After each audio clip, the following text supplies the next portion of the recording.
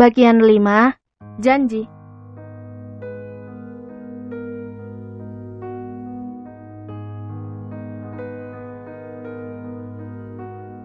Hati ini tertaut begitu dalam hingga berpisah. Aku melanjutkan pendidikan di SMA negeri. Dan dia mendaftar Tamtama TNI Angkatan Darat. Tak banyak kenangan yang kami lalui. Itu karena aku selalu menutup diri. Aku dibesarkan dalam keluarga yang cukup agamis. Dekat dengan pria adalah hal yang tabu. Mungkin karena itu kami menjalani hubungan tanpa status. Cinta tanpa syarat. Begitu kami menyebutnya. Hanya mata yang saling berbicara. Isyarat tubuh yang mengokohkan perasaan itu. Sesekali kami pulang bersama. Walau beramai-ramai, tetap saja seakan dunia milik berdua.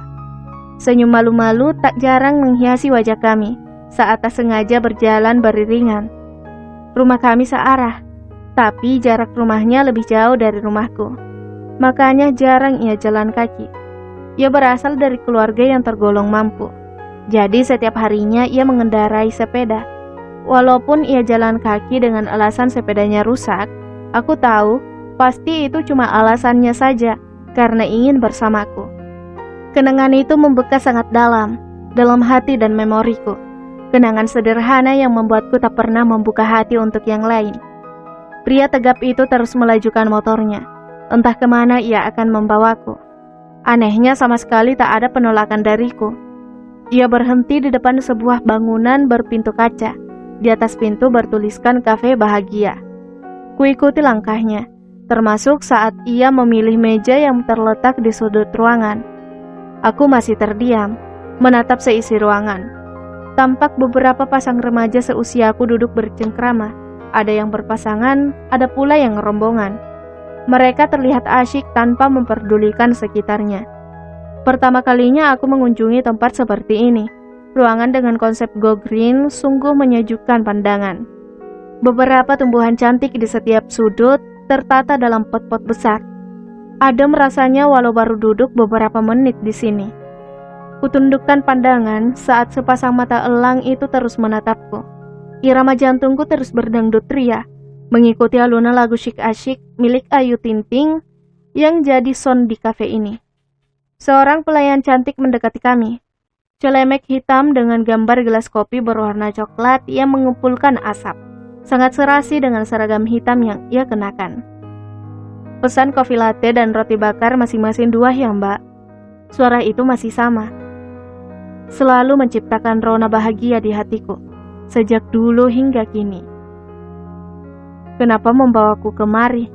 Akhirnya, meluncur juga pertanyaan itu dari mulutku. Walau tetap saja, tak sanggup mata ini beradu langsung. Aku memainkan jemariku menunggu jawaban darinya. Namun yang kudengar, hanya helaan nafas yang dikeluarkan berkali-kali dengan kasar. Aku semakin gelisah. Hijab yang kukenakan jadi korban keisengan tanganku. Kupelintir ujung hijab yang menjuntai panjang menutupi dadaku. Kain yang awalnya berwarna putih bersih itu kini telah lusuh. Hampir 3 tahun hijab itu tak kunjung mendapatkan ganti. As, aku ingin serius denganmu. Suaranya agak sedikit bergetar. Aku mengangkat wajahku memandangnya sejenak. Belum mengerti maksud perkataannya. Aku terdiam menunggunya menjelaskan maksud dari perkataannya. Aku akan bertugas di perbatasan Papua. Kuharap kamu mau menungguku hingga aku pulang. Dadaku tiba-tiba sesak. Memangnya siapa aku baginya? Kenapa menyuruh aku menunggunya? Bahkan aku tak tahu ada hubungan apa aku dengannya. Air mataku menetes tanpa aku perintahkan. Aku kesal sendiri. Kenapa aku harus menangis di hadapannya? Parahnya, aku tidak tahu alasan aku menangis. As, tangannya meraih jemariku. Aku bergetar, kutepis dengan cepat dan berdiri hendak pulang. Aku tak menyangka, ia berani menyentuhku. Tunggu sebentar, kumohon, sahutnya menghentikan langkahku. Maafkan aku, ucapnya lirih seraya mempersilahkan aku duduk kembali. Perasaan bersalah tampak jelas terbaca di wajahnya. Pembicaraan kami terputus saat pelayan kafe datang membawa pesanan kami. Terima kasih, Ucapnya tersenyum pada wanita cantik itu. Maaf, aku tidak tahu maksudmu. Lagi pula ada apa antara kita? Kuberanikan diri untuk membalas ucapannya, walaupun bibirku bergetar dengan hebat, menahan jatuhnya air bening di sudut mataku. Perasaanku hancur, ibarat bunga yang layu sebelum berkembang. Ditinggal pas sayang-sayangnya istilah anak sekarang.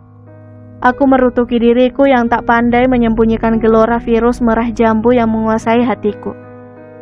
Aku tahu, kita tak pernah terikat apapun, tapi aku selalu berharap untuk bisa bersamamu hingga nanti. Aku menarik nafas berat, kubuang dengan kasar.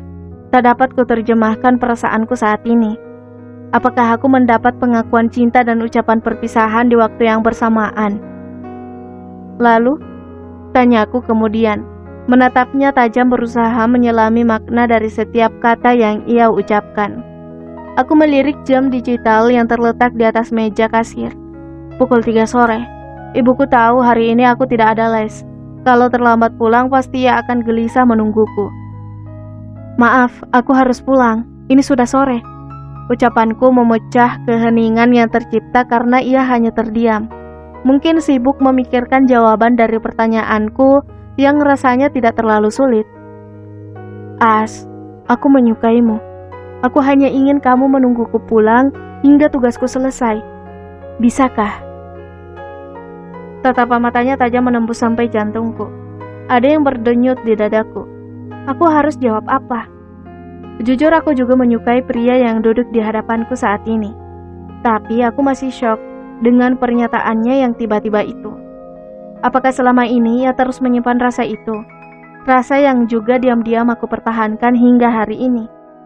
Aku belum berpikir ke arah sana, Gung. Meskipun ku tahan, kata itu meluncur begitu saja dari bibirku. Kita masih terlalu muda untuk menyimpulkan hubungan kita. Terlalu dini. Sambungku berusaha menahan rasa yang terus membuncah. Aku yakin dengan perasaanku. Aku tetap menyukaimu sampai kapanpun. Kembali tatapan kami beradu. Ada riak-riak rasa yang mengalir di aliran darahku. Desir-desir hangat membulai hatiku yang merona. Tangannya kembali meraih jemariku. Kali ini digenggamnya dengan erat seolah tak ingin melepasnya. Ia menatapku senduh dan penuh harap. Entah mengapa tak tega menolak genggaman hangat itu. Aku mohon padamu.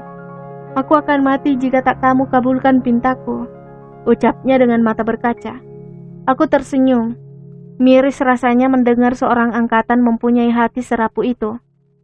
Gung, aku takut ini hanya obsesimu. Tak malu kamu sama seragammu. Harusnya kamu siap mati demi tanah air, bukan karena aku. Ia melonggarkan genggamannya mendengar ucapanku.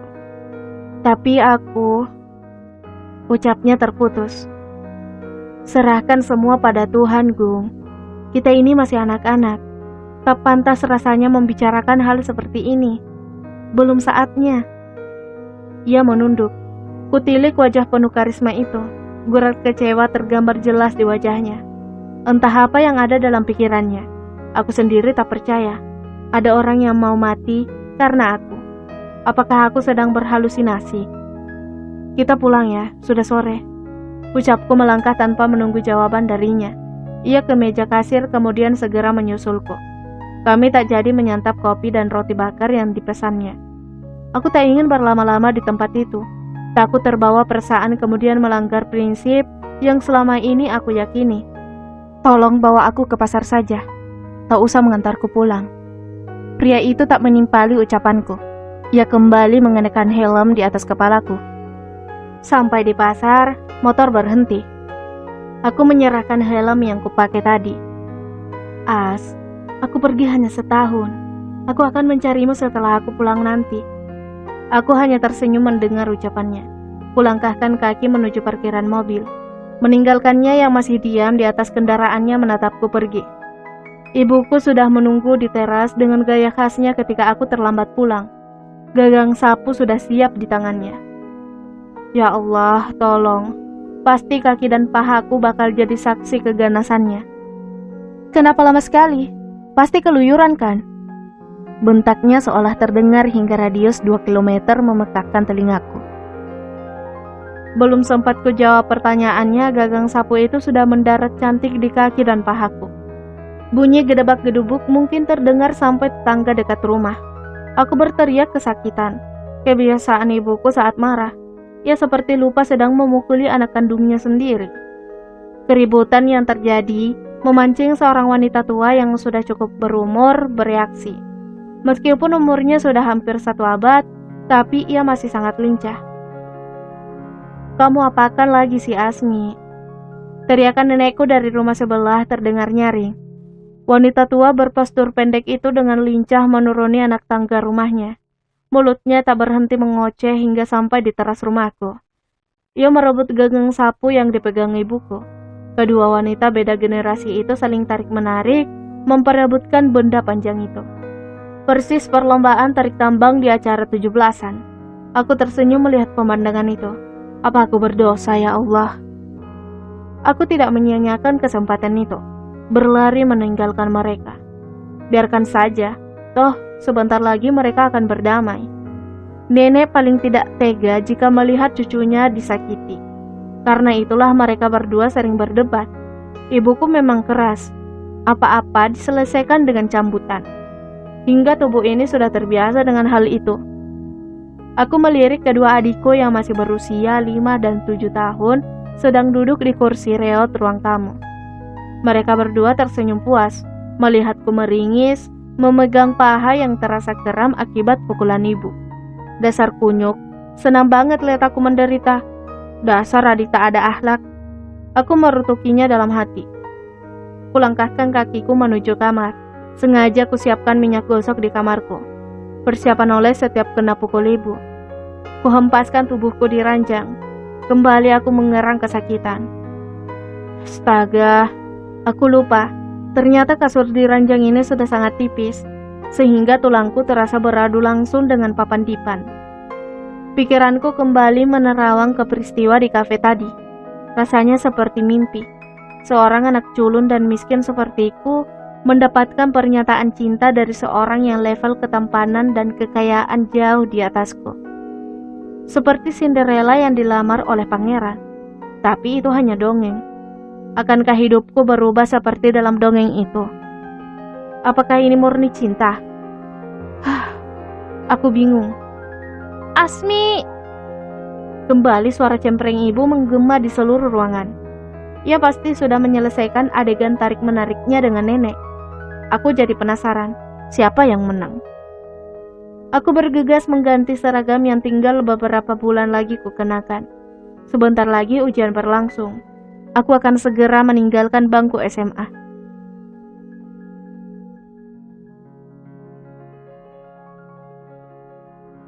Bersambung.